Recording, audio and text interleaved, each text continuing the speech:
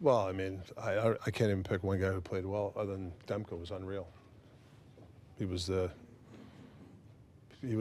great tonight, and the rest of the guys weren't.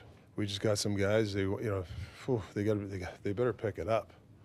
I mean, I saw a lot of. I don't like to use the word soft, but I didn't see guys competing at all, and that's alarming. Rick Tocchet, tell us how you really feel. And on that note, we welcome in our TSN analyst, Marty Biron. Marty, let's assess this, because obviously we know the Canucks had quite the start to the season. 2 dominant wins over the Oilers. This is only their first loss of the year. With that being said, were you surprised by Tocchet's comments? Did he come off a little strong? No, I'm not surprised, because Tocchet coaches like he played. He played with intensity, with emotions, with heart. He competed, and he didn't see that from his team right from the drop of the puck. There was a moment after they went down 1-0 that the Vancouver Canucks played a little bit harder. But as soon as they dealt with a little pushback from the Flyers, they went away. And that's not acceptable. Now, I know they are 2-1. They've won their first 2 games. But now questions are going to arise. Was that the Oilers weren't good, or was that the Canucks were good? And now Rick Tocchet is resetting the clocks right away. He doesn't want this to turn into a 2, 3, 4 game slide. He says 1 game is enough, and it's not systems, and it's not talent, and it's definitely not goaltending.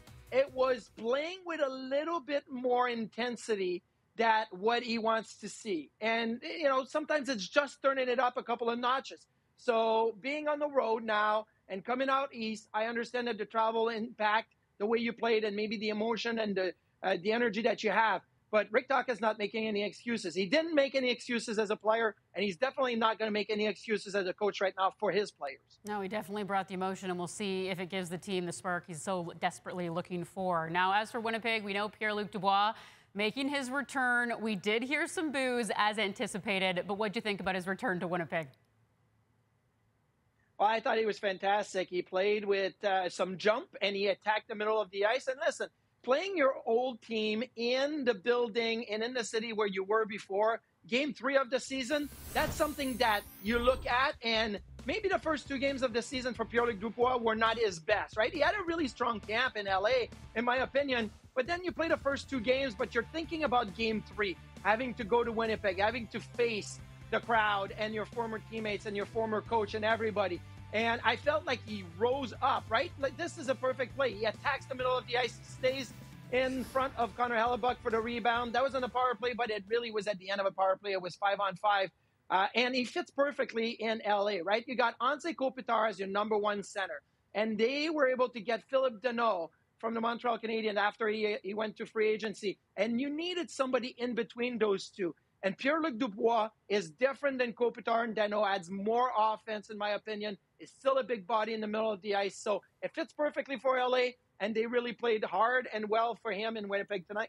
And it seemed as though Pierre-Luc Dubois just used that return as motivation, almost fueled his fire a little bit. But what about Winnipeg, Marty? Because the Jets have now allowed 14 goals through 3 games, 2 of those being losses. So are you more concerned here with Connor Hellebuck, or are you more concerned with the team in front of Hellebuck?